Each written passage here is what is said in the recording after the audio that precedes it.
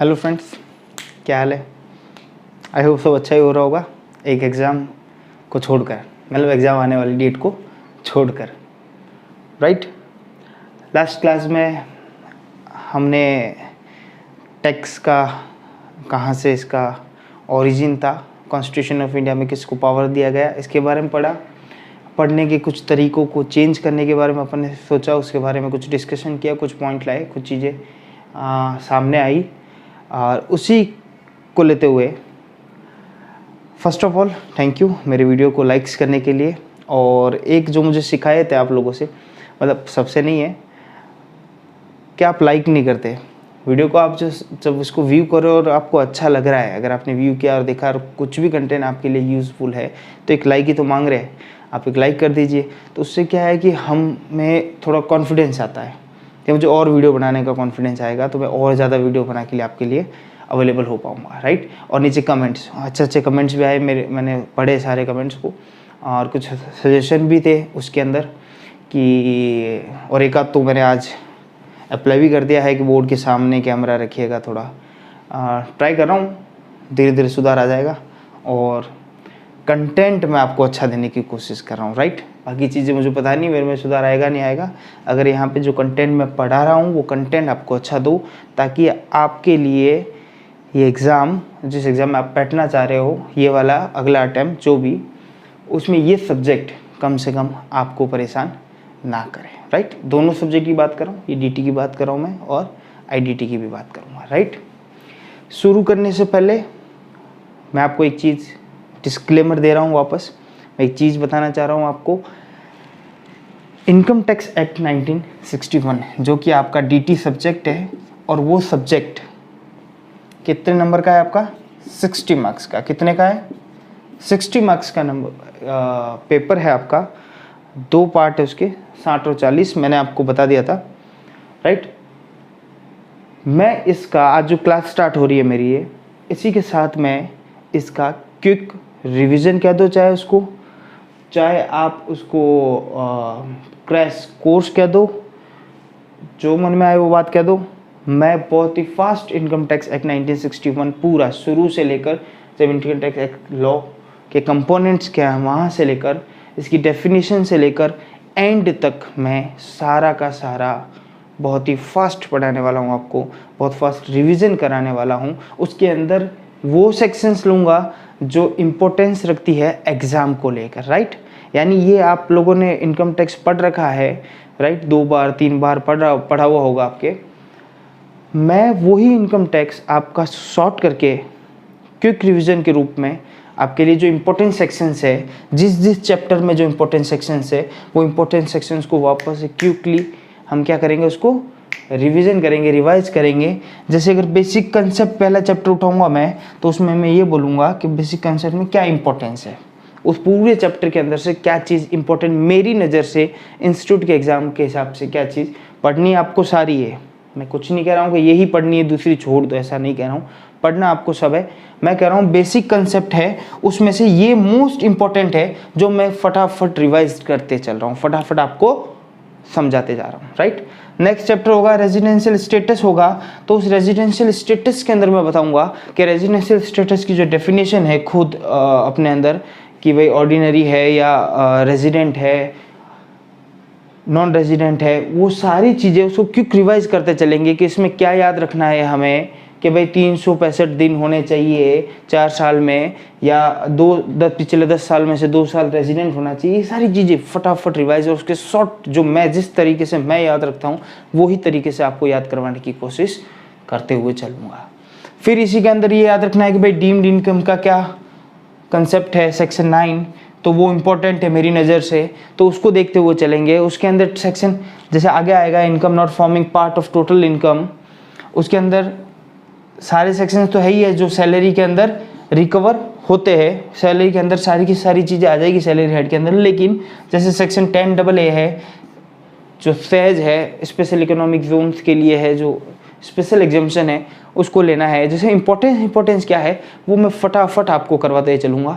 और मैं टाइमिंग नहीं बता सकता क्लास का, जैसे जैसे वीडियो बनेंगे मैं वैसे वैसे इसको अपलोड करूँगा, राइट। लेकिन एग्ज़ाम से पहले मैं इस सबको कंपाइल्ड करके ख़त्म कर दूँगा और बहुत ही फास्ट करूँगा इस चीज़ को, बहुत ही रिवाइज बहुत ही शॉर्ट करते हुए, शॉर्ट नोट्स की तरह आप इसको लिखना चाहो तो लिख भी सकते हो साथ ही साथ में, ताकि एग्ज़ाम से एक दिन पहले जो मैंने आपको पढ़ाया उसको इतना अपन कंपाइल कर देंगे, छोटा कर देंगे, स्क्रूटनाइज कर देंगे कि आप एग्ज़ाम से जस्ट एक दिन पहले वो सारे 1-2 घंटे के अंदर देख कर आगे एग्ज़ाम देने के लिए तैयार हो जाओगे, राइट।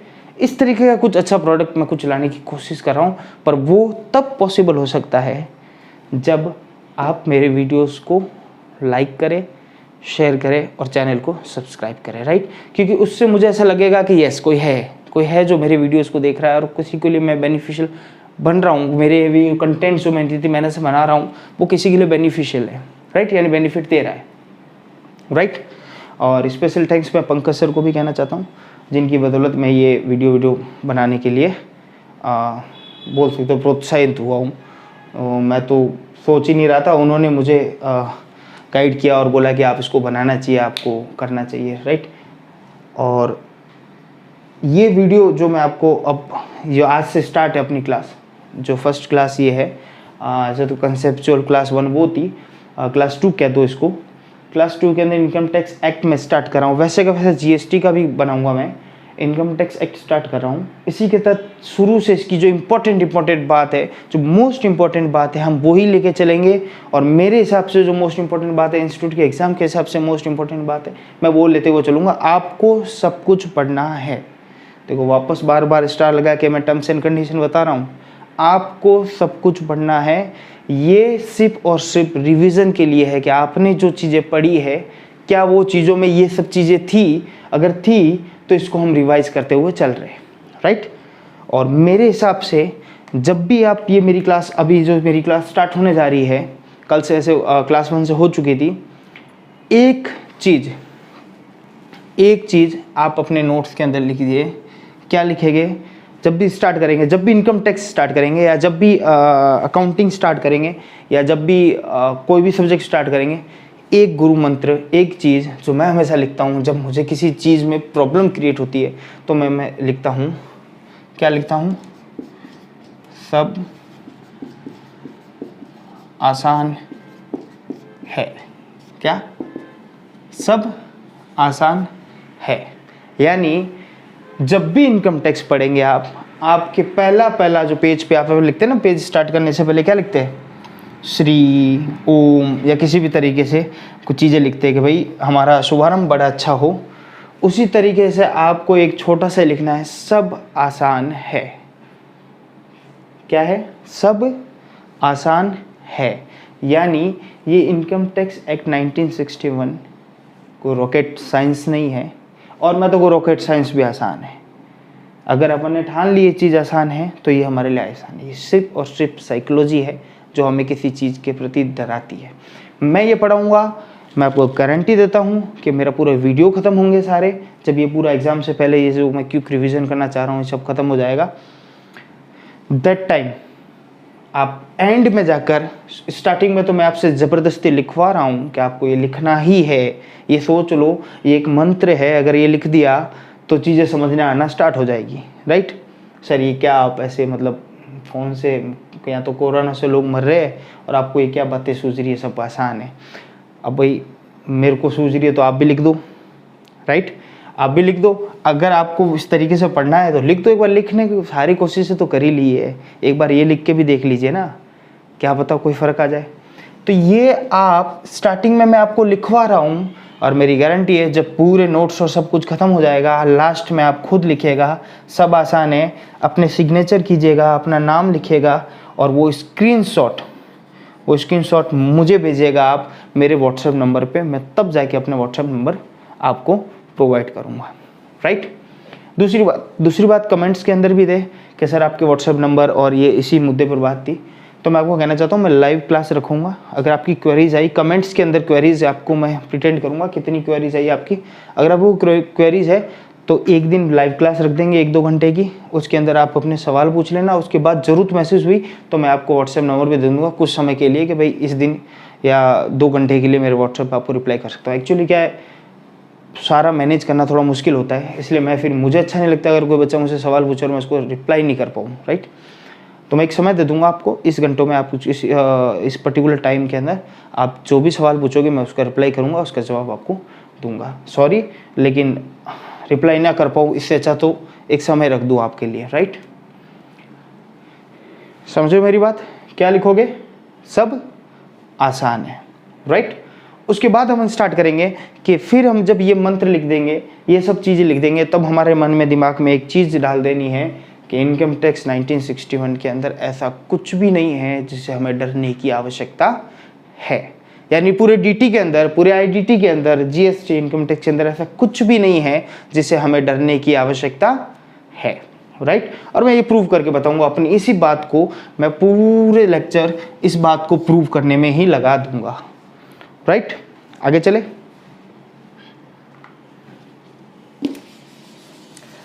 तो आज स्टार्ट कर रहे हैं हम। ये मैंने लिख दिया ना, आपने नहीं लिखा हो तो लिख देना। देखो एक बार ट्राई करके देख लो, रिजल्ट ही आएगा। आज तक तो आता रहा है, अब आपके भी आ जाएगा, राइट।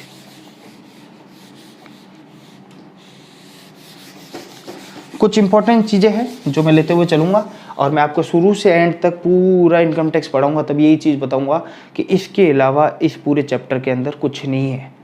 निचोड़ निकालेंगे हर चीज़ का, सिर्फ डराया गया आपको कि ये बहुत बड़ा हुआ बना दिया गया कि ये है इनकम टैक्स और ये वो, कुछ नहीं है।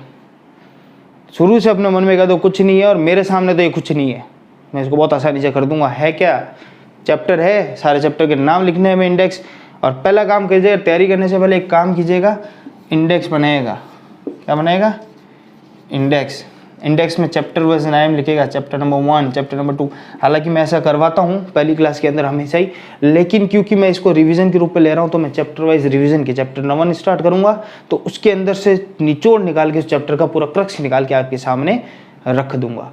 तो आपको क्या करना है, अपने नोट्स के अंदर chapter number 1, chapter number 2, chapter number 3 इस तरीके से लिखना है। चैप्टर नंबर 4 आएगा जब आपके पास यूनिट्स आएगी, बीपीवी हेड है, सैलरी हेड है, हाउस प्रॉपर्टी हेड है, तो उसके अंदर इंपॉर्टेंट सेक्शन है वो उस तरीके से आपको निचोड़ना है। सबसे पहले तो आपको ये काम करना है, इंडेक्स बनाना है, सिर्फ और सिर्फ चैप्टर्स के नाम लिखने हैं।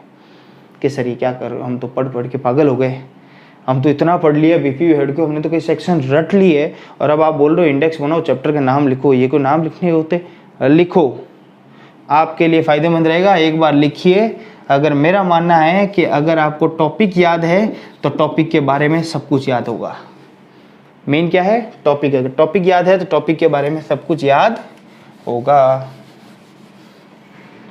चले शुरू करें, नमो कर दे इसको। इनकम टैक्स एक्ट 1961 क्यों आया था, टैक्स के बारे में मैं सारी चीज़ें बता चुका हूँ आपको। किस लिए लाया गया, टैक्स प्रोडक्ट हमारा किस लिए लाया, क्या मैकेनिज्म है। उसके अंदर एक प्रोडक्ट आया, क्या, उस प्रोडक्ट का नाम दे दे इनकम टैक्स एक्ट 1961, राइट। जब देश आज़ाद हुआ उसके बाद जो ब्रिटिश थे वो कर वर ले रहे थे, टैक्स वैक्स ले रहे थे, हम दे रहे थे, कोई दिक्कत नहीं है, ठीक है।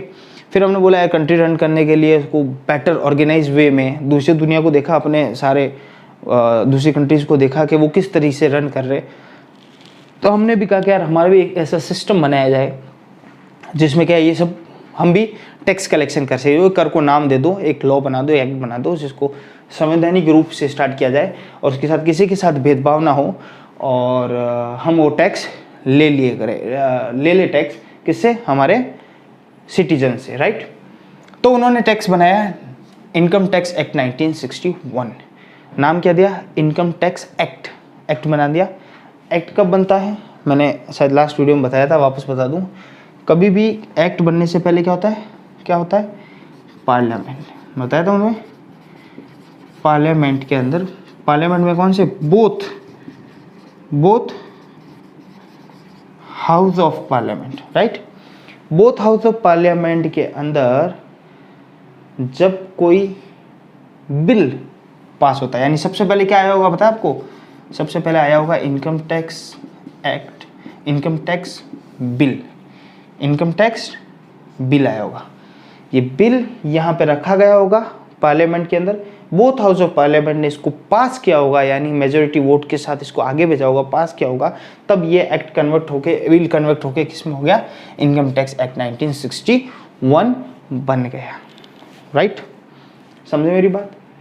ये एक्ट बना 1961, इसका नाम रखा 1961 क्योंकि इसके प्रारूप और जब हाउस ऑफ पार्लियामेंट में रखा गया तो 61 में स्टार्ट हो गया था और उसमें नाम दे दिया गया 61। राइट, जैसे कंपनीज एक्ट 2013 नाम देते 2013 वो लागू कब हुआ, इन्फोर्स कब हुआ, इन्फोर्स इंडिया में कब हुआ, 2014 के अंदर, लेकिन नाम क्या है, कंपनीज एक्ट 2013, क्योंकि उसकी भूमिका है और उसकी उस तरीके से बिल बनना, बिल प्रेजेंट करना और पास होने में वो 2013 के अंदर चालू हो गया था उसका काम। राइट, वैसे 1961 में चालू हो गया था और ये लागू इन्फोर्स कब हुआ, 1 अप्रैल 1962।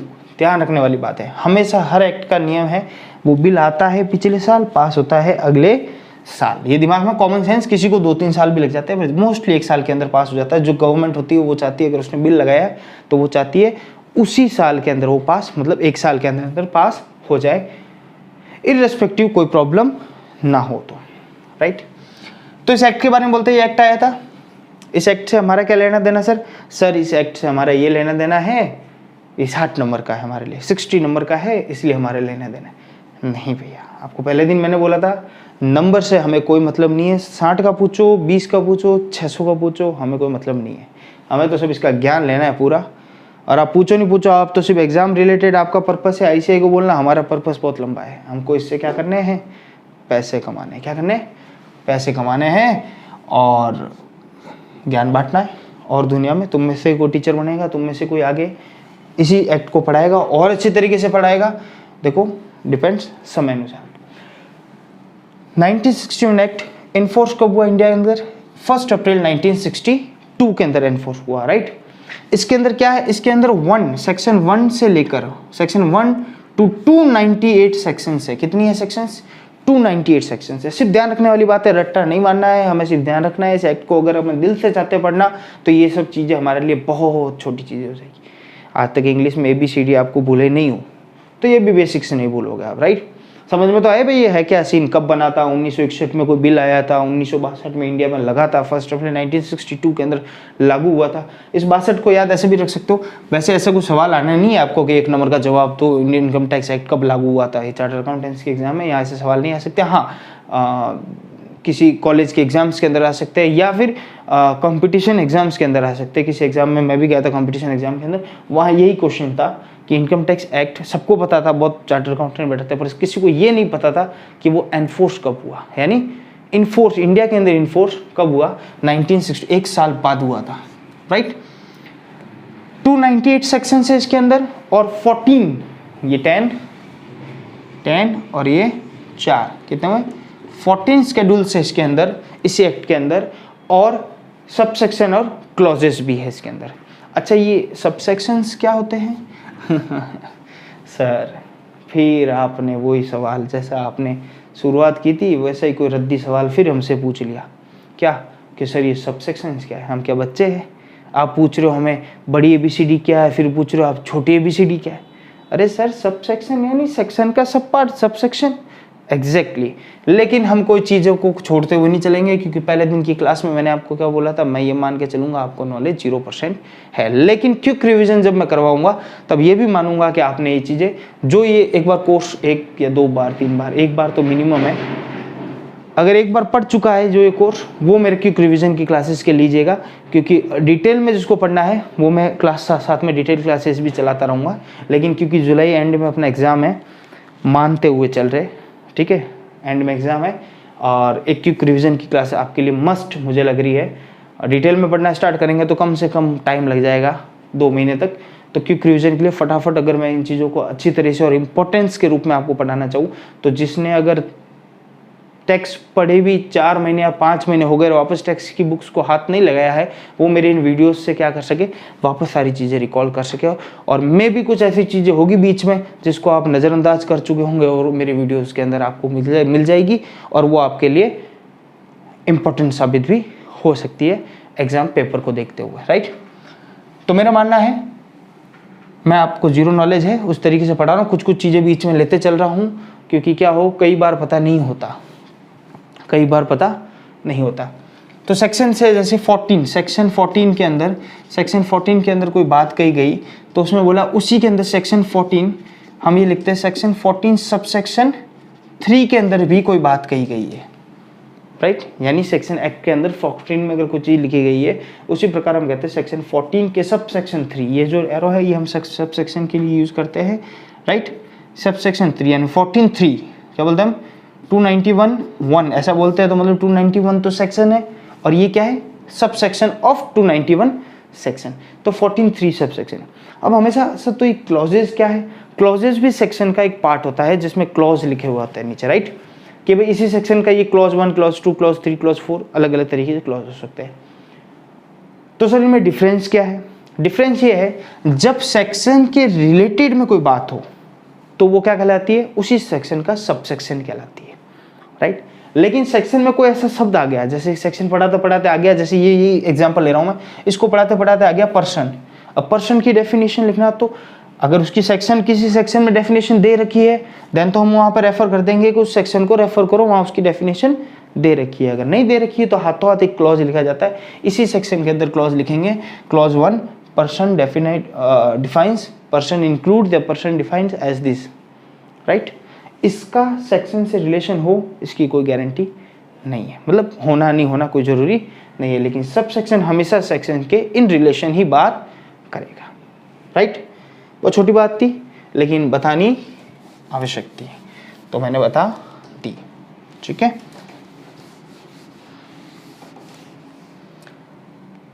राइट, यहाँ तक कोई दिक्कत।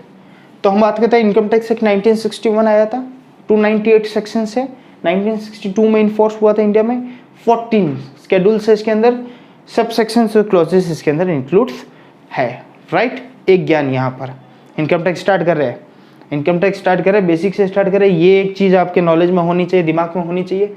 नंबर 2 बात कि सर ये इनकम टैक्स चलता कैसे है, इनकम टैक्स चलता कैसे है, कौन इसको गाइड करता है, कौन इसको मेंटेन करता है, कौन कहाँ रूल्स एंड रेगुलेशन लिखे हुए इसको पूरे इस मैकेनिज्म को चलाने का। तो components of income tax law, यानी इनकम टैक्स लॉ के कंपोनेंट्स आपके सामने है।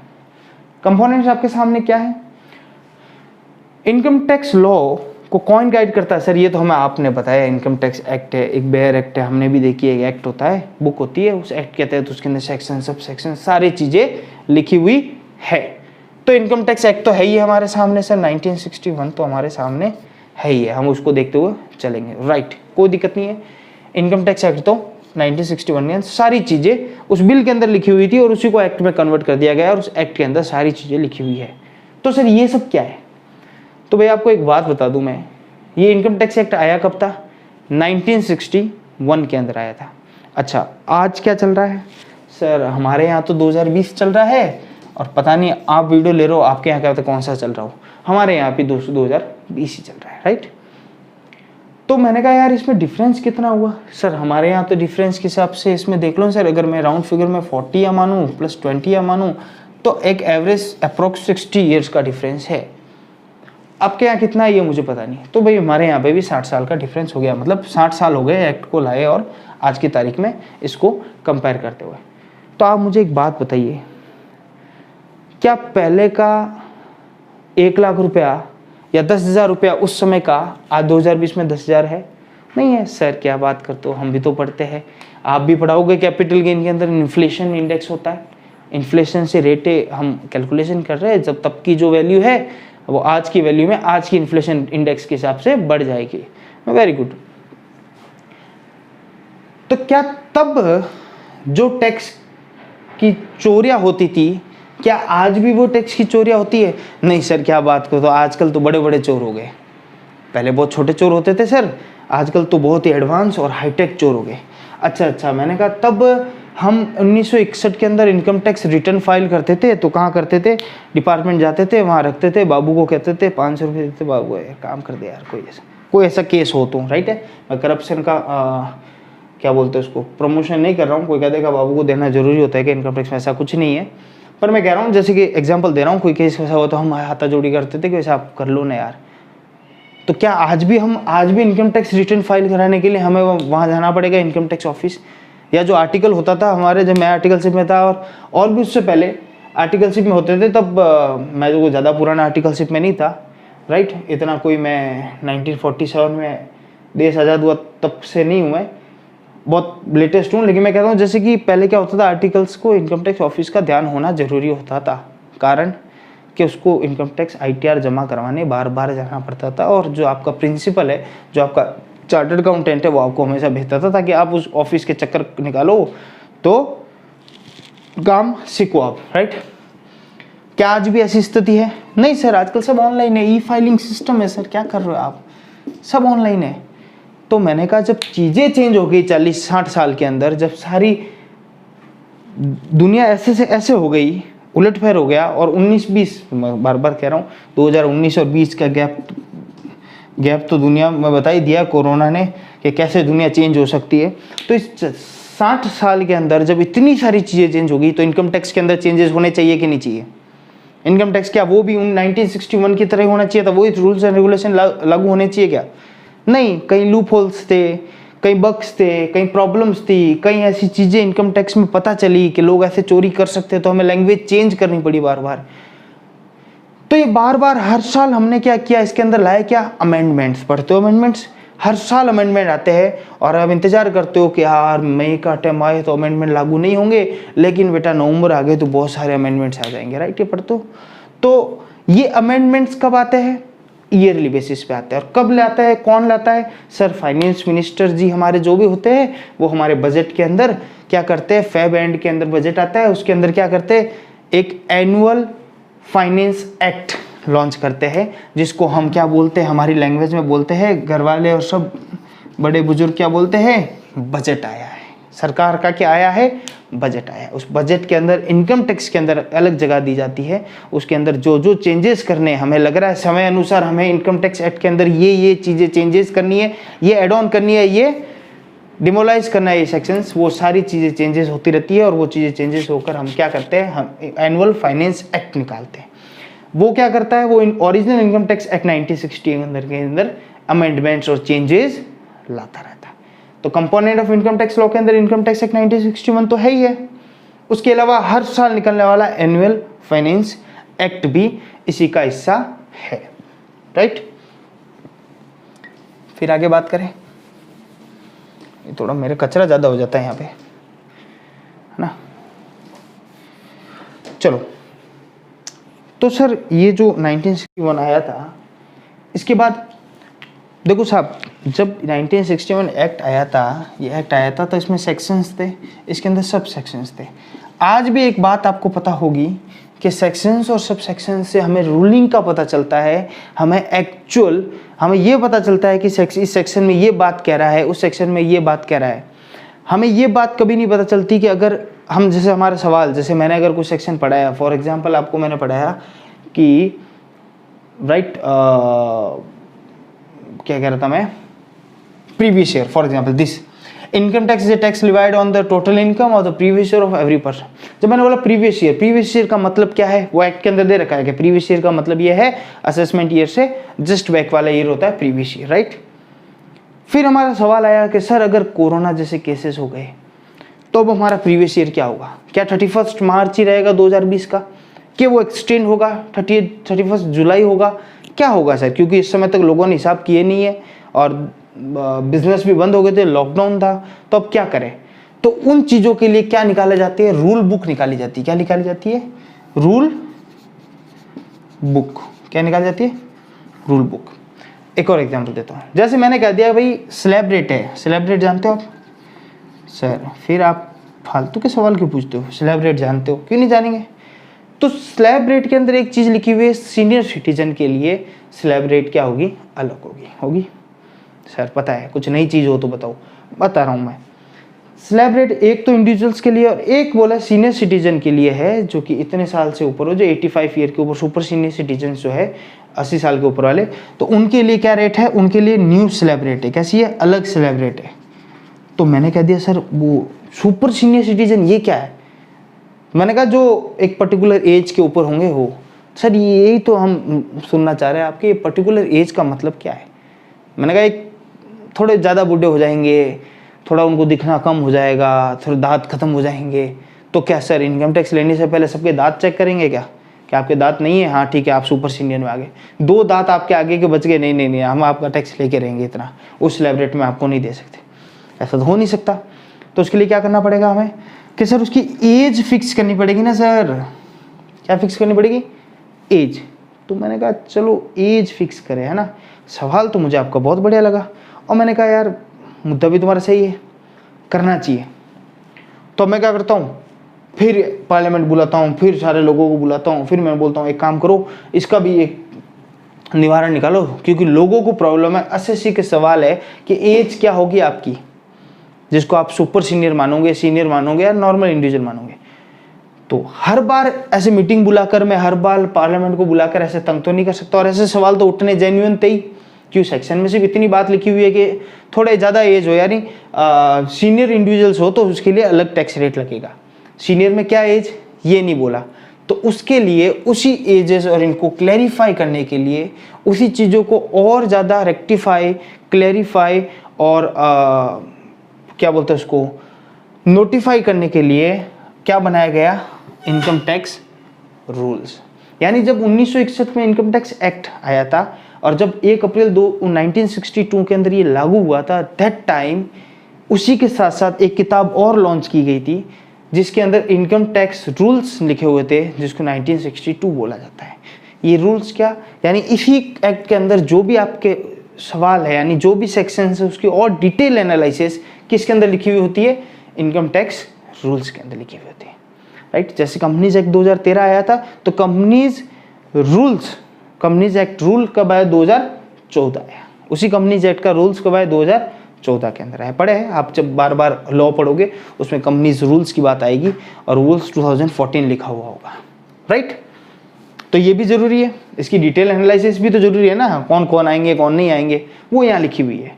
एक्ट आ गया, फाइनेंस एक्ट चेंज, हर बार अमेंडमेंट्स होते हुए यहाँ आ गया, बजट के अंदर रूल्स आ गया। चौथी बात, अरे सर कहीं ना कहीं हमें एसएससी को दिक्कत भी होती है, कहीं दोनों में कई प्रकार की कन्फ्लिक्ट्स होते हैं, कई प्रकार के इश्यूज होते हैं। एसएससी बोलता है ये नहीं होगा तो डिपार्टमेंट बोलता है नहीं हम तो ये मान रहे हैं। फिर कोई लैंग्वेज लिखी होती है, डिपार्टमेंट कहता है हमारा मानना तो है कि आपको टैक्स देना है, एसएससी कहता है नहीं इस लैंग्वेज से मैं ये पढ़ रहा हूँ, मैं ये समझ रहा हूँ, टैक्स नहीं देना है।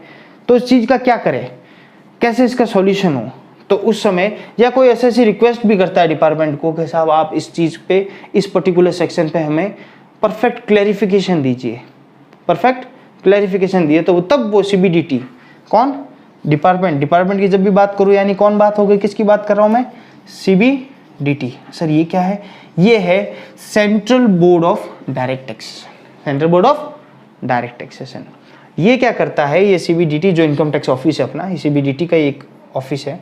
सीबीडीटी क्या करता है, टाइम पे सर्कुलर और नोटिफिकेशंस निकालता है, जो आप अमेंडमेंट में वो भी पढ़ते हो। वो इसलिए निकालता है किसी चीज़ पे क्लैरिफिकेशन की रिक्वायरमेंट होती है, इनको खुद को लग जाता है कि भाई इस पे क्लैरिफिकेशन देना चाहिए, जनता कुछ और मान लेगी, तब वो टाइम पे क्लैरिफिकेशन और नोटिफिकेशन इशू करते हैं, सर्कुलर इशू करते हैं, राइट। तो और स्ट्रॉन्ग हो गया एक्ट, और स्ट्रॉन्ग होता जा रहा है। कुछ डिसीजंस कहाँ जाते हैं, कोर्ट्स के अंदर। जो आप केस स्टडी पढ़ते हो, क्या पढ़ते हो, केस स्टडी, फाइनल लेवल पर और अच्छी तरीके से आएगी। फाइनल लेवल पढ़ोगे वहाँ पे एक 16 नंबर का क्वेश्चन फिक्स है केस स्टडी का, राइट, फाइनल पेपर में। केस स्टडी, जब कोई केस डिपार्टमेंट और एसएससी के बीच में केस चला जाता है कोर्ट्स के अंदर, तब कोर्ट का डिसाइडेड जो वो केस है, डिसाइडेड केस है, वो क्या बन जाता है, कानून बन जाता है। जब तक उस पर कोई क्लैरिफिकेशन या सर्कुलर ना लाया जाए तब तक वो क्या बन जाता है, कानून बन जाता है। और वो कानून अमेंडमेंट कहाँ हो जाता है, वो कानून लागू हो जाता है कहाँ पर, इनकम टैक्स लॉ के अंदर। यानी अगर कोई ऐसा केस है, सेम सिमिलर केस है कि भाई किसी एसएससी और डिपार्टमेंट के बीच में कोई केस हुआ किसी सेक्शन को लेकर, और वही सेक्शन को लेकर वापस उनके बीच में डिसाइड हो गया, फैसला एसएससी के पक्ष में आ गया, और सेम वही केस मेरा हो, और मैं क्या करूँगा, जब डिपार्टमेंट में जाऊँगा तब उनको बोलूँगा कि भैया ये जो केस है, ये सिमिलर केस है वो जो 2014 के अंदर कोर्ट में डिसाइडेड हुआ था, Motilal and Sons versus Hyderabad department, CBDT Hyderabad, उनके बीच में जो केस हुआ था उसका रेफरेंस दूंगा, और उसमें भी फैसला कोर्ट ने उसके पक्ष पे सुनाया था, तो मुझे बार बार कोर्ट जाने की आवश्यकता नहीं है। अगर क्या फैसला हो चुका है तो वही फैसला यहाँ पे लागू होगा, और मुझे आप क्या दोगे, बेनिफिट दोगे। और एसएससी उसमें जीता था, तो इसमें भी मैं, मेरी आर्ग्यूमेंट में मैं जीतूंगा, राइट। इस तरीके से इनकम टैक्स लॉ का रनिंग मैकेनिज्म चलता है, राइट। सर बहुत कॉमन सी बात थी, ये तो हमें पता था। अच्छी बात है, अगर आपको पता था तो आपका रिवीजन हो गया, और नहीं पता था तो पता चल गया, राइट। कोई दिक्कत यहाँ तक नहीं? पक्का? चलो नेक्स्ट बात करते हैं हम। क्या, इसको हटा देता हूँ, बहुत ज़्यादा कन्फ्यूजन हो जाता है, नहीं ऐसे कचरा हो जाता है।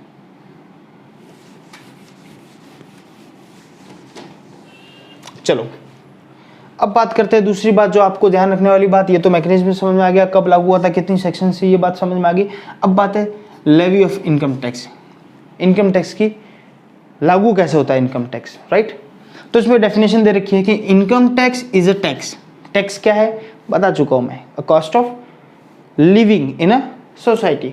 तो इनकम टैक्स क्या है, एक टैक्स है, उसी का एक प्रोडक्ट, एक मेरे वो जो प्रोडक्ट अपने बेचा था क्लास 1 में, उसी प्रोडक्ट का सब प्रोडक्ट है ये। Income tax is a tax levied, लागू किस पे होता है, ऑन द टोटल इनकम। किस पे लगता है, टोटल जो आपकी इनकम है उस पर एक टैक्स लागू होता है। कब होता है, टोटल इनकम कब की, प्रीवियस ईयर की। अच्छा सर ये प्रीवियस ईयर क्या, प्रीवियस ईयर क्या, ये भी लेते चलता हूँ मैं, इसके ऊपर कोई नोट्स फोर्ट्स जानकारी नहीं दूंगा, प्रीवियस ईयर जैसी जानकारी आपको दे देता हूँ प्रीवियस ईयर क्या है। बाकी ये भी कई बार कॉमन सेंस की चीज़ होती है, कईयों को नहीं पता होती। उसके ऊपर बता दूं कि अगर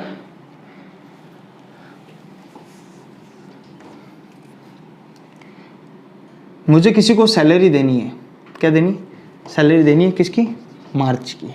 मैंने कहा कोई बंदा मैंने लगाया अपने यहाँ पर 1 मार्च 2020 को लगाया, और 31 मार्च 2020 को क्या हो गया, 1 महीना तक काम करेगा मेरे यहाँ। इतने दिन उसने मेरा काम किया, हॉलीडे वॉलीडे छुट्टियाँ उट्टियाँ उसको मिल गई, और 1 महीने मेरे यहाँ पे काम किया, राइट। सर हुआ ही नहीं, लॉकडाउन हो गया था। और कोई बात नहीं, मान लो कि मेरे यहाँ पे काम किया उसने, राइट। अच्छा मुझे एक बात बताओ, जब वो मेरे पास आएगा, जब ये बंदा मेरे पास आएगा, ये बंदा मेरे पास आएगा पता है, मेरे पास काम कर रहा था, अपने अच्छे से काम हो रहा था, 20 तारीख को मेरे पास आया। कितने, कब आया, 20 तारीख को, इसी महीने की 20 तारीख को आया। मेरे बोला साहब मेरे को तो अब नहीं जमता है, यहाँ पर बहुत दिक्कत है, आपके यहाँ एसी लगाते नहीं, आप बहुत दिक्कत है, मेरे को नहीं बैठ रहा, आप एक काम करो मेरा हिसाब कर दो। मैंने कहा भाई यार हिसाब तो क्या करे, अभी रुक तो चाहिए, महीना तो पूरा कर भाई। इस महीना पूरा करेगा तो इस महीने का हिसाब करूंगा ना, तो इस महीने का कब करोगे। मैंने कहा पहले महीना पूरा होगा तो इस महीने का अगले महीने में करूंगा हिसाब। भाई 31 तारीख तक तू मेरे यहाँ पर ड्यूटी करेगा, तब 1 अप्रैल 2020 से मैं इस महीने का हिसाब अगले महीने करूंगा। कॉमन सी बात है, जब तक महीना पूरा नहीं होगा तो इस महीने का हिसाब अगले महीने, इस महीने कैसे करूंगा, अगले महीने की, इस महीने के दिन भी तो इस महीने के अंदर इंक्लूड है, तो इस महीने का हिसाब मैं नेक्स्ट मंथ करूंगा। ये तो कॉमन सी बात है। कहीं किराए पर भी रहते हो तो महीना पूरा होने के बाद किराया देते हो, है ना। और उस महीने के अंदर अगर आपने, जैसे आपने फॉर एग्जांपल क्या बोलता हूँ मैं इसको, दूध वाला है, दूध वाले से दूध लेते हो आप घर पे नॉर्मली, तो पूरा महीना खत्म होने के बाद उसका हिसाब करते हो। उस महीने में आप देखते हो कितने दिन दूध आया, कितने दिन नहीं आया, 5 दिन नहीं आया तो 25 दिन का पेमेंट देते हो उसको, राइट। तो हिसाब तो तब होगा जब महीना एंड होगा, राइट। तो मैं कहता हूँ इस मंथ का हिसाब मैं प्रीवियस मंथ, मतलब प्रीवियस मंथ का हिसाब मैं इस मंथ के अंदर दूंगा आपको। कौन सी बात है, प्रीवियस मंथ कौन सा, मार्च का मैं हिसाब आपको अप्रैल में करूंगा, राइट। तो प्रीवियस मंथ का हिसाब आपको करंट मंथ के अंदर करूंगा, राइट। और करंट मंथ को हम क्या बोलते हैं, असेसमेंट मंथ। क्या बोलेंगे हम, असेसमेंट। असेसमेंट किसका हो रहा है, मार्च का। प्रीवियस मंथ का असेसमेंट इस मंथ में हो रहा है, तो ये हुआ असेसमेंट मंथ, यानी असेसमेंट करने वाला महीना। और प्रीवियस महीना क्या हुआ आपका, जिसका असेसमेंट इस साल हो रहा है। वैसे का वैसा अगर मैं बात करूं, अभी की बात करूं, तो 31 मार्च 2020 को साल खत्म होता है, ईयर खत्म होता है। अपना ईयर साइकिल कैसे चलता है, ये चलता है अप्रैल टू मार्च। ईयर कैसे चलता है, अप्रैल टू मार्च, ठीक है। तो हम क्या बोलेंगे, हम किसकी बात कर रहे हैं, 19 20 की बात कर रहे हैं। किसकी बात कर रहे हैं? 19-20। मार्च खत्म हो गया। अब मार्च खत्म हो गया क्योंकि इसलिए अप्रैल आता है। अप्रैल की 1 तारीख को आता है, क्या बोलूंगा मैं? पिछले साल का हिसाब करता हूँ, पिछले साल का हिसाब करता हूँ। पिछला साल क्या हुआ, इसका हिसाब कब करूंगा? इस साल में। इस साल यानी 1 अप्रैल 2020 से 31, पूरे साल की बात करेंगे। भाई महीना नहीं लिख सकते अपन यहाँ पर, तो 20-21 में कब करूंगा? 20-21 में। यानी मैं पिछले साल का हिसाब इस साल करूंगा। तो ये साल तो मेरा क्या हुआ? असेसमेंट कर रहा हूं मैं किसी का। इस साल क्या कर रहा हूं? असेसमेंट कर रहा हूं। किसका कर रहा हूं? प्रीवियस ईयर का, है ना? प्रीवियस ईयर का क्या कर रहा हूं? असेसमेंट कर रहा हूं। यानी इस प्रीवियस ईयर का असेसमेंट इस ईयर में कर रहा हूं, तो ये ईयर मेरा क्या हो गया? असेसमेंट ईयर हो गया। क्या हो गया? असेसमेंट। यानी 19-20 का असेसमेंट ईयर 20-21 होगा। तो एक छोटा सा एग्जांपल और कर देता हूँ। ऐसा तो मुझे पता है, तुम लोगों को पता है, लेकिन फिर भी क्या है, किसी को नहीं पता और मेरी वीडियो से किसी को फायदा हो जाए तो अच्छी बात है। तो ये कई बात करूंगा, अगर मैं एग्जांपल दूं कि साहब अगर असेसमेंट ईयर कोई भी ले ले रैंडमली 2010-11 है, तो इसका जवाब दो प्रीवियस ईयर कब होगा? कि साहब 10-11 यानी असेसमेंट ईयर में आगे वाला जो करंट वाला होता है, यानी इसकी जस्ट पीछे वाला। प्रीवियस का मतलब ही है प्रीवियस यानी बैक, पीछे वाला। तो साहब ये 9 है, 10 है, तो इसका क्या कर दूं मैं? 10-11 है तो इसके जस्ट बैस कर लूँ, तो 11 की जगह 10 और इसकी जगह 9, तो कितना हो गया? 2009-10। कितना हो गया? 2009-10। अच्छा, मेरा सवाल है कि 2001-2 होगा तो प्रीवियस ईयर 1-2 है तो असेसमेंट ईयर क्या होगा? सर ये प्रीवियस ईयर है तो इसके जस्ट आगे वाला क्या होगा? असेसमेंट, जिसमें असेसमेंट करेंगे किसका? इस साल का, तो वो कितना हो जाएगा? कि सर 2002-3। राइट? छोटी सी बात थी, ध्यान रखने वाली बात थी। तो ये मैकेनिज्म है हमारा कि प्रीवियस ईयर में होगा। तो हमारी डेफिनेशन क्या बोल रही थी? डेफिनेशन ये बोल रही थी income tax is a tax levied on, यानी इनकम टैक्स एक टैक्स है जो लागू किस पे होता है? टोटल इनकम पे। सर इसका तो बताया ही नहीं आपने, इसका पूरा बताएंगे। यही तो इनकम टैक्स एक्ट है जो अपन पढ़ने वाले हैं। ये टोटल इनकम कंप्यूटेशन होता कैसे, ये टोटल इनकम निकलती कैसे, इसी के ऊपर पूरी बातें करेंगे अपन। तो income tax is a tax levied on a total income. Total income कैसे निकालता है वो पूरा चैप्टर चलेगा। Total income of previous year, पिछले साल का बात कर लिया अपन ने, previous year of every person, यानी हर इंसान का, एवरी पर्सन का पिछले साल का हिसाब, पिछले साल का टोटल इनकम पर जो लगने वाला टैक्स क्या कहलाएगा? इनकम टैक्स कहलाएगा। उल्टी बात कर दी मैंने। यानी income tax is a tax levied on the total income of a previous year of every person. Person कौन? सर ये पर्सन में कौन कौन आएंगे? कोई बात नहीं, पर्सन की डेफिनेशन दे रखी है कि पर्सन इंक्लूड्स। हमें इसमें ज़्यादा देखो एग्जाम पर्पज से बता रहा हूँ, मेरी पहली स्टडी एग्जाम पर, आज लेंदी हो सकता है वीडियो, किसी चीज़ में मैं समय दे सकता हूँ ज़्यादा, ठीक है, लेकिन मेरा पूरा ऐसा होगा, पूरा वीडियो जो बनेंगे वो एग्जाम पर्पज़ के हिसाब से बनेंगे। तो मैं ये बताता जाऊँगा कि इसमें ज़्यादा ध्यान रखने की ज़रूरत है और इसमें ज़्यादा ध्यान रखने की ज़रूरत नहीं है। तो जब मैं पर्सन की डेफिनेशन की बात करूँ तो पर्सन इंक्लूड्स, क्या? इंक्लूसिव एक्सक्लूसिव की बात करूँगा मैं। पर्सन इंक्लूड्स एन इंडिविजुअल, यानी मैं और आप लोग इंडिविजुअल से, कोई एचयूएफ क्या होती है? पढ़ेंगे इसको, सब पढ़ेंगे एचयूएफ। अच्छा आपको पता है हिंदू अनडिवाइडेड फैमिली होती है, उसके बारे में पढ़ेंगे। कोई individual, Hindu undivided family, firm, partnership firm, कोई फर्म हो वो, AOP BOI, artificial of persons, association of persons and body of individuals, और एनी कंपनी एक्सेट्रा। अब जो आर्टिफिशियल जुडिकल पर्सन है उसको मैंने हटा दिया ऐसे, वो भाई इंपॉर्टेंट चीज़ ये है, ठीक है। सवाल ऐसा नहीं है ना एग्जाम में कि बताओ आर्टिफिशियल जुडिशियल पर्सन कौन होता है, ये इसकी डेफिनेशन लिखो और आपको 4 नंबर ले जाएंगे। आप कॉलेज के एग्जाम तो दे नहीं रहे अपन, है ना। तो हमारे लिए कॉमन सेंस दिमाग होना चाहिए कि person includes an individual, HUF, firm, AOP BOI और कंपनी। सर ये एओपीबीओआई क्या है? हमने बहुत बार पढ़ा है, इसमें बहुत कन्फ्यूजन है। मैं आपको वीडियो इस पे बनाऊंगा, वीडियो एक अलग से वीडियो बनाऊंगा जो सिर्फ और सिर्फ एचयूएफ की डेफिनेशन, फर्म की डेफिनेशन, एओपीबीओआई और कंपनीज की डेफिनेशन बताएगा। और वो वीडियो मैं एग्जाम के पर्पज से नहीं बताऊंगा कि एग्जाम में इन पे कोई क्वेश्चन आने वाला है आपके कि इसकी डेफिनेशन बताओ 2 नंबर ले जाओ, इस हिसाब से नहीं बताऊंगा। सिर्फ और सिर्फ आपका बेसिक कंसेप्ट क्लियर नॉलेज करने के लिए, ताकि जब सीए फाइनल के अंदर जाओगे तो आपको इन शब्दों के अंदर कोई दिक्कत नहीं आएगी। यानी इनकम टैक्स की डेफिनेशन समझ गए। यानी इनकम टैक्स एक टैक्स है जो लेवाइड होता है किस पे, टोटल इनकम पे। टोटल इनकम क्या है उसके बारे में पढ़ेंगे। टोटल इनकम किसकी, प्रीवियस ईयर की टोटल इनकम पे, जो किसकी हो, एवरी पर्सन। पर्सन कौन, इंडिविजुअल, फर्म, एओपी, बीओआई और HUF and company. Right right sir ये क्या है, पर्सन इंक्लूड्स, ये सारी चीजें इसके अंदर इंक्लूड्स है, इसलिए बोला कि पर्सन इंक्लूड्स दिस आइटम्स।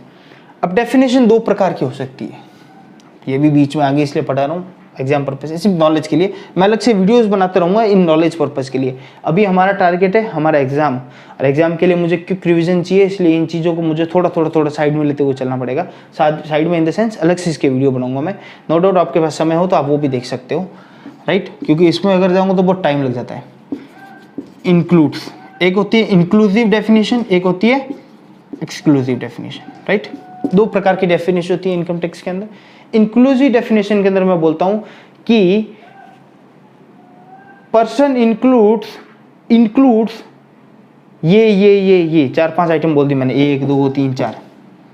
अच्छा ये अगर मैं 5 आइटम लिख दी मैंने कि पर्सन इंक्लूड्स, यानी ये 5 लिख दी मैंने यहाँ पर 1 2 3 4 5, क्योंकि ये इंक्लूसिव डेफिनेशन है। इंक्लूड्स लिखा हुआ है यानी इंक्लूसिव, और इंक्लूसिव डेफिनेशन का मतलब ये होता है अगर मैंने 5 नाम लिख लिए और छठा नाम आ गया इनके हुबरू कोई और, मैं लिखना भूल गया यहाँ पे, या लिख नहीं पाया, या मैंने सोचा लिखना, ऐसा कोई केस नहीं है, और लेकिन छठा नाम में से आ गया, तो सर ये पर्सन इंक्लूड्स आर्टिफिशियल पर्सन, यानी भगवान। मैं बोलूँ लॉर्ड शिवा, अगर महादेव जी का कहूँ मैं तो कि महादेव, मतलब इन द सेंस मैं कह रहा हूँ बात कि मंदिर है महादेव जी का, और उसके अंदर महादेव जी का असेसमेंट होना चाहिए कि पर्सन में क्या खुद भगवान भी डेफिनेशन में आ सकता है क्या पर्सन की, क्योंकि उनका नेचर सिमिलर है। क्योंकि यहाँ पे ऐसा नहीं बोला चाहिए कि उनकी ऑक्सीजन होनी चाहिए, दिखने में होनी चाहिए, टचेबिलिटी होनी चाहिए, ये होना चाहिए, ऐसा कुछ भी नहीं कहा है।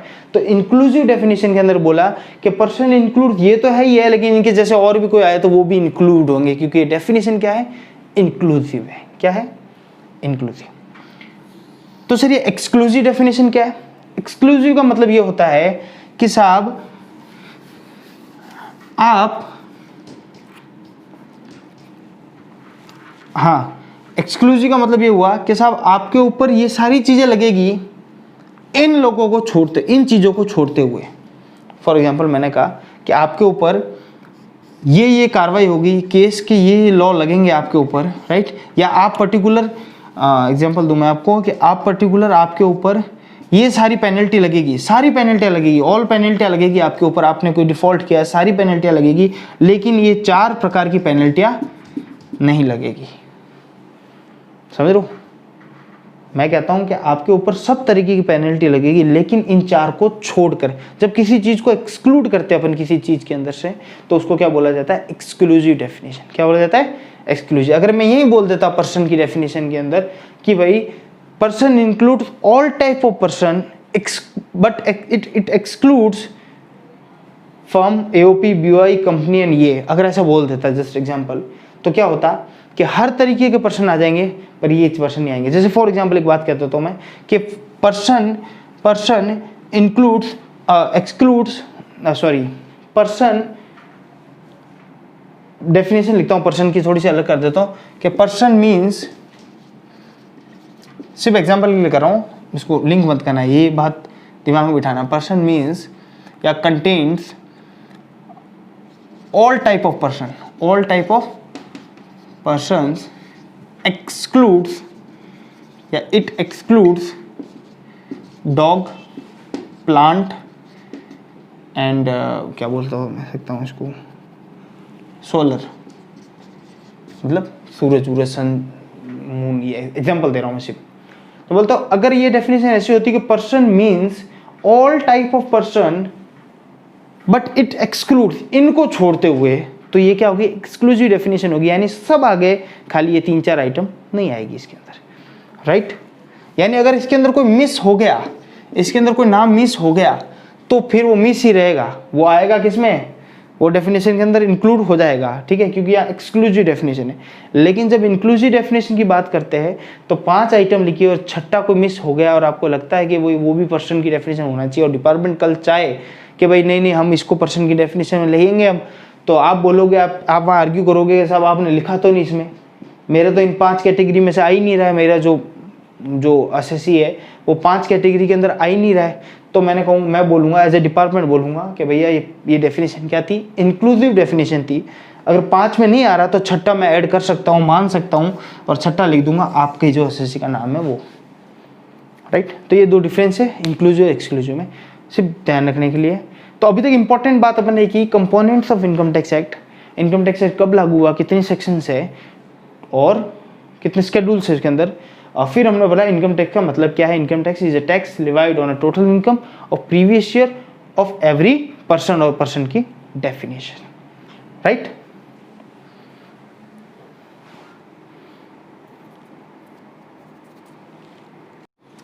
हाँ जी, अच्छा एक और बात जो मैं आपको कहना चाहता हूँ कि मैं जितनी भी चीज़ें पढ़ाऊँगा वो सारी मॉड्यूल बेस्ड चीज़ें ही होगी, राइट। मॉड्यूल ही हमारा माई बाप है, मॉड्यूल ही हमारा अन्नदाता है, राइट। इंस्टीट्यूट अन्नदाता है और मॉड्यूल हमारा माई बाप है। तो जो इनकम टैक्स कैलकुलेशन है और इनकम टैक्स के पूरे सारे चैप्टर से जो शुरू से लेकर एंड तक आप चीज़ें पढ़ोगे वो टोटल चीज़ें किसके ऊपर बेस्ड है, इनकम टैक्स कैलकुलेशन पर बेस्ड है। इनकम टैक्स कैलकुलेशन मतलब या तो एसएससी का टैक्स पेएबल बन रहा है या उसको रिफंड पैसा आ रहा है। इन 2 चीज़ों के क्वेश्चन का जवाब ढूंढने के लिए हम पूरी इनकम टैक्स पढ़ रहे हैं, इसका मैकेनिज्म पढ़ रहे हैं। और लास्ट में हमारा प्रोडक्ट क्या है, आखिर मेरी पहली क्लास से मैं क्या चीज़ बोल रहा हूँ, हमारा प्रोडक्ट क्या है, टैक्स हमारा प्रोडक्ट है, तो उसको निकालना ही हमारा काम है, राइट। तो इसका मैकेनिज्म यहाँ से शुरू होता है, राइट। मैंने बोला था उसको निकालने के लिए क्या करना पड़ेगा। तो पहली डेफिनेशन थी इनकम टैक्स एक्ट के अंदर, डेफिनेशन पढ़ी थी अपने लास्ट वीडियो में। क्या पढ़ी थी कि भैया income tax is a tax levied on total income of previous year, किसकी एवरी पर्सन, राइट। तो मैंने बात करी थी कि वहां पे अपन ने पर्सन की डेफिनेशन पढ़ ली थी, अपन ने ये देख लिया था प्रीवियस ईयर असेसमेंट ईयर क्या होता है, राइट। सारी बातें देख ली थी। टैक्स हमारा प्रोडक्ट है ही है, यानी टैक्स कैलकुलेशन करने के लिए हमें एक बहुत ही बड़ा मुद्दा या बहुत ही बड़ी चीज़ ढूंढनी है, वो है टोटल इनकम ढूंढनी है। अगर टोटल इनकम हमारे पास आ गई तो उसके ऊपर टैक्स लगाना है, और वो हमारा टैक्स या तो पेएबल होगा या रिफंडेबल होगा, राइट। और पूरी इनकम टैक्स इसी स्टेप्स के ऊपर बेस है, यानी शुरू से लेकर एंड तक आपको यही चीज़ें पढ़नी है, ठीक है। स्टेप नंबर 1 क्या है, हमें अगर इन टोटल इनकम निकालनी है या टैक्स पेएबल निकालना है तो हमें सबसे पहले क्या करना पड़ेगा, जो हमारा असेसी है, असेसी हमारा कौन है, जो हमारा असेसी है उसका रेजिडेंशियल स्टेटस निकालना पड़ेगा। पहला काम हमें करना पड़ेगा कि determination of residential status of assessee. अच्छा, तो इसमें क्या हुआ, बन गया रेजिडेंशियल स्टेटस निकालना पड़ेगा। सर बिल्कुल याद आ रहा है, हमारा एक चैप्टर है रेजिडेंशियल स्टेटस, और उसमें हमें कई अलग अलग टीचर्स ने कुछ बहुत अलग अलग चीज़ें बताई है कि ये करो वो करो, ऐसे याद करो, कोई टेबुलर फॉर्म में याद करवा रहा है, कोई कैसे रटा रहा है, तो सब रटाना हुआ वो, राइट। वो किस तरीके से कर रहा है मैं नहीं कह रहा। अगर आपको देखो, एक और बात कहता हूँ मैं आपको, दिल से कहता हूँ कि अगर कोई टीचर आपको XYZ कोई भी टीचर फिजिकल पढ़ा रहा है या फिर आप ऑनलाइन देख रहे हो, किसी भी प्रकार के, उसका पढ़ाने का तरीका कुछ भी हो सकता है। अगर वो रटा भी रहा है और आपको उसने रटाया और आपको समझ में आ गया या आपका रट्टा मार लिया आपने, आपके लिए तो वो टीचर गुरु है, गुरु इंदर सब कुछ है वो आपके लिए, तो राइट। कोई भी टीचर हो, मैं तो कहूँ कोई भी टीचर है, अगर उस टीचर ने आपको किसी चीज़ का ज्ञान दे दिया और वो ज्ञान किसी भी रूप में दे रहा हो, किसी भी तरीके से दे रहा है, चाहे वो सीरियस होकर दे रहा है, मजाक में दे रहा है, कैसे भी दे रहा है, रट्टा मरवा रहा है, कुछ भी कर रहा है, और वो ज्ञान आपके काम आ गया ना, तो उसका दिया हुआ ज्ञान क्या हो गया, सफल हो गया। फिर आप ये नहीं कह सकते उसने तो हमें रटाया था, आपके काम आ गया ना, तो बस ले लो, मज़े करो, बेनिफिट ले लो, एंजॉय करो, कोई मतलब नहीं है किसी की बुराई करने से, ठीक है ना। रट लिया, हाँ। अब जैसे मैं, सर वो तो आप ही करते हो बुराई, हम तो कर ही नहीं रहे, शुरू से आप ही कह रहे हो रटा रहे, हम तो कर ही नहीं रहे। मैं बुराई नहीं कर रहा, मैं यूँ कह रहा हूँ कि साहब मेरे पढ़ाने का तरीका ये है, किसी और ने आपको किसी और तरीके से पढ़ाया होगा, राइट। मेरे पढ़ाने का तरीका ये है, आपको अगर ये समझ में आया तो ऑल एंड बेस्ट। अगर रेजिडेंशियल स्टेटस आपने कहीं पढ़ा है और किसी तरीके से आपको समझ में आया है तो बहुत अच्छी बात है, आप उसी को ही कंटेंट, उसी को ही रख के आगे चलिए, उसी को समझ के चलिए, वापस कोशिश ना करें कि उसको चेंज करने की, नहीं तो जो पड़ा हुआ है वो भी इरेज हो जाएगा। मेरा ये तरीका है रेजिडेंट स्टेटस को समझने का। मैं कहता हूँ यार इसमें इतनी दिमाग लगाने की जरूरत ही क्या है यार, नॉर्मल रेजिडेंट स्टेटस क्या हो सकता है किसी का। अगर कोई गोरा चिट्टा आदमी आ गया तो हम क्या बोला, ये तो गोरा है। गोरा है मतलब अंग्रेज है। हमारे राजस्थान में तो बोलते भाई गोरा है यानी अंग्रेज है। और नॉर्मल थोड़ा ब्लैकिश हो गया या कुछ इस तरीके से कलर हो गया तो बोलिए अपना इंडियन है, पक्का इंडियन है, राइट, ये बोलते हैं। बस इसमें थोड़ा सा कंसेप्चुअल चेंज करना है, या तो वो रेजिडेंट होगा या क्या होगा, नॉन रेजिडेंट। दो ही स्टेटस हो सकता है, या तो रेजिडेंट होगा यहाँ का होगा या बाहर का होगा नॉन रेजिडेंट। बस ये तो अपन नॉर्मल देखते हैं, अपन नॉर्मल टूरिस्ट आते हैं, अपन क्या बोलते हैं भाई आप कहाँ के हो, तो बोलते हैं इंडिया का पासपोर्ट है। कि बोले इंडिया का, अच्छा आधार कार्ड दिखाओ, कि नहीं मैं तो बाहर का तो पासपोर्ट दिखाओ। बस उसी चीज को हमने एक एडवांस वर्जन डाल दिया इनकम टैक्स के अंदर, या तो वो रेजिडेंट या नॉन रेजिडेंट होगा। बस रेजिडेंट में हमने दो लोगो डाल दिए कि क्या वो ऑर्डिनरी रेजिडेंट है लेकिन resident R and ordinary resident in India है कि नहीं, या वो रेजिडेंट है but not ordinary India resident है, यानी रेजिडेंट तो है और वो ऑर्डिनरी रेजिडेंट है कि नहीं इंडिया में और नॉट ऑर्डिनरी रेजिडेंट है। तो सर ये दो चीज़ें क्या डाली, ये चैप्टर पढ़ेंगे अपन। चैप्टर मैं कह रहा हूँ क्विक रिवीजन के अंदर जब मैं चैप्टर स्टार्ट करूंगा तो ये रेजिडेंट कैसे होता है, नॉन रेजिडेंट कैसे होता है, बस सिंप्लीफाइड करके चलना है चीज़ों को कि सिर्फ दो तरीके लोग होते हैं दुनिया में, या तो रेजिडेंट होगा या नॉन रेजिडेंट होगा। ये तो अपन ने किया है कि रेजिडेंट के अंदर से कौन ऑर्डिनरी कौन है, नॉन ऑर्डिनरी कौन है, वैसे इस तरीके से, राइट। यानी अगर मैं सीधी सी बात करूँ तो अपन दो चीज़ें कहते हैं, क्या भारतीय है या फॉरेनर है। फिर भारतीयों के अंदर हम देखते हैं कि अच्छा हिंदू कौन है, सिख कौन है, मुस्लिम कौन है, ईसाई कौन है, ये अपन बाद में इसको बाइफर्फिकेशन करते हैं। उसका भी मोटिव है, अपना मोटिव इसलिए करते हैं, ऐसे तो करते नहीं टाइम पास के लिए, कुछ मोटिव तो है इसका। लेकिन इसको सिंप्लीफाइड करो कि भाई पहले अपने और बाहर के लोगों में पहचानना सीख जाओ, फिर अपनों में से अपन अलग अलग लाइन खड़ी कर रहे हैं, ठीक है। तो कोई बड़ी ज़्यादा लाइन नहीं है, दो लाइनें हैं, या तो ऑर्डिनरी है नहीं है, बस खत्म बात। और उसका तरीका बता दूंगा जब मैं पढ़ाऊंगा, एक छोटी सी चीज़ को समझना है, या तो है या नहीं है, खत्म। इतना कहाँ उसमें रटने की जरूरत है, राइट। तो स्टेप नंबर 1 क्या हुआ, पहले हमें रेजिडेंशियल स्टेटस समझने की जरूरत है एसएससी की, उसके बाद ही हम उसका कैलकुलेशन। सर तो ये समझने की कहाँ जरूरत है, हम क्यों ये अत्याचार करें इनके ऊपर।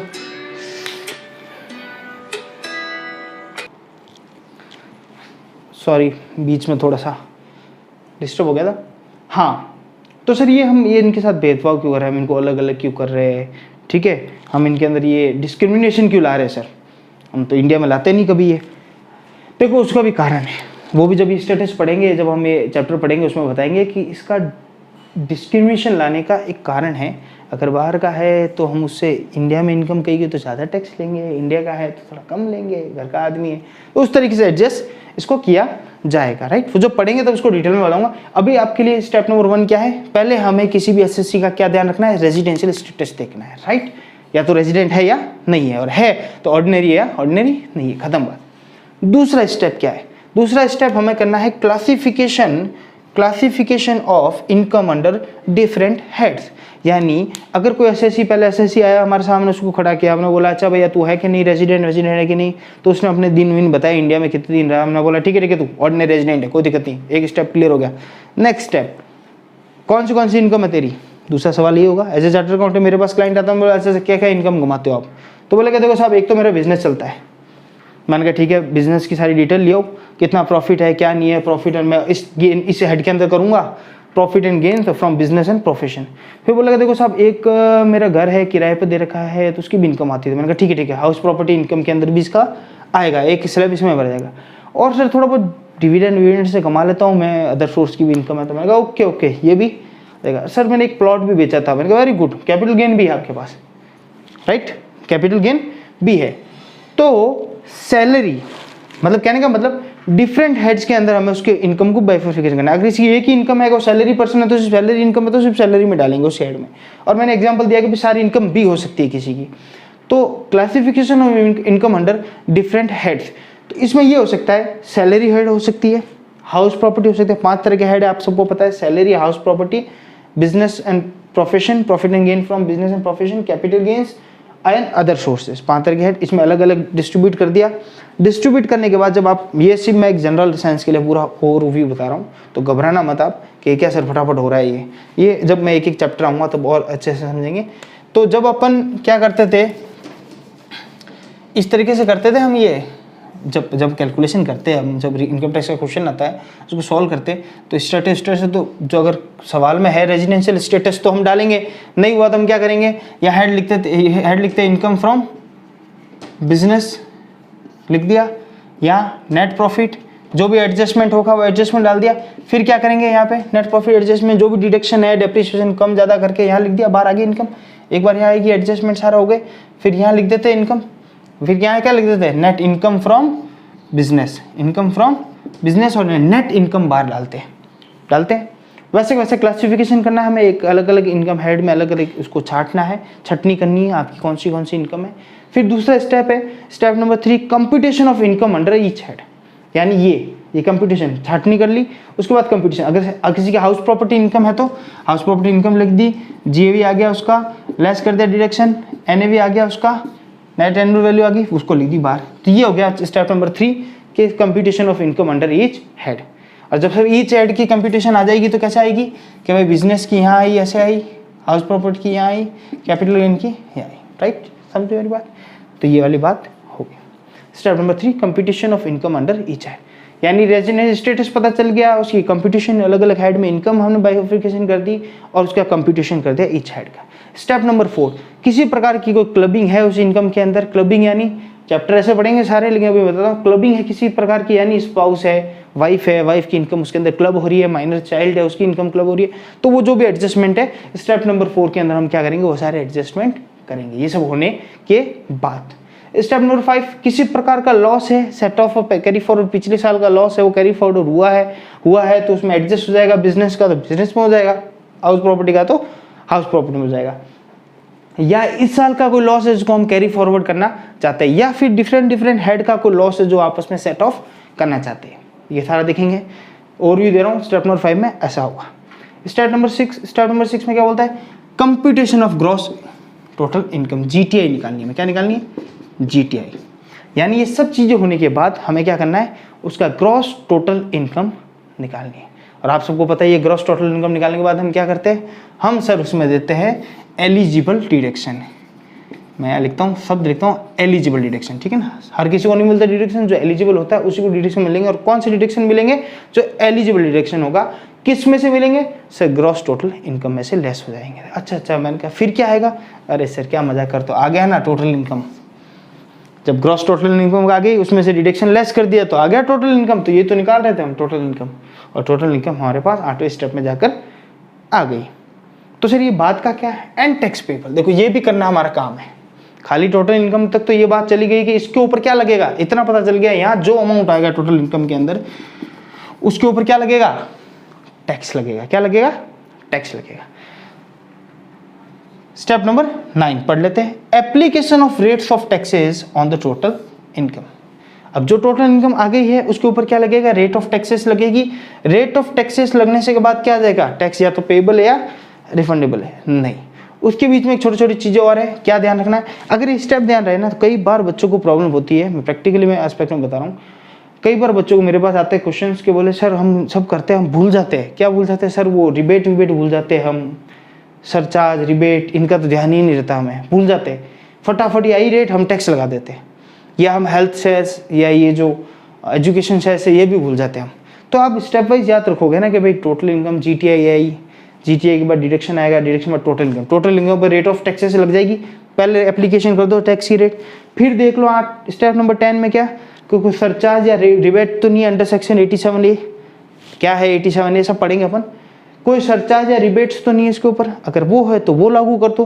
देन स्टेप नंबर 11 क्या आएगा कि भैया हेल्थ और एजुकेशन सेस उसी इनकम टैक्स पे, ये ध्यान रखना, health and education cess always be input on income tax not total income.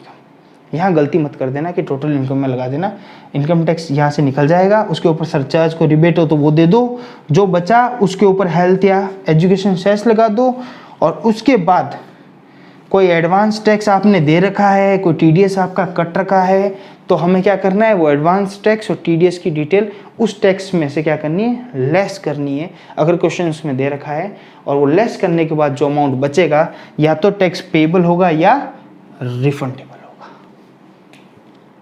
Right. ये पूरा कैलकुलेशन होगा और जब यहाँ पर आ जाओगे आपका चैप्टर भी खत्म, क्योंकि टैक्स रेट निकल गई, सब कुछ होगा। फिर एक चैप्टर रह जाएगा आपका क्या, रिटर्न्स।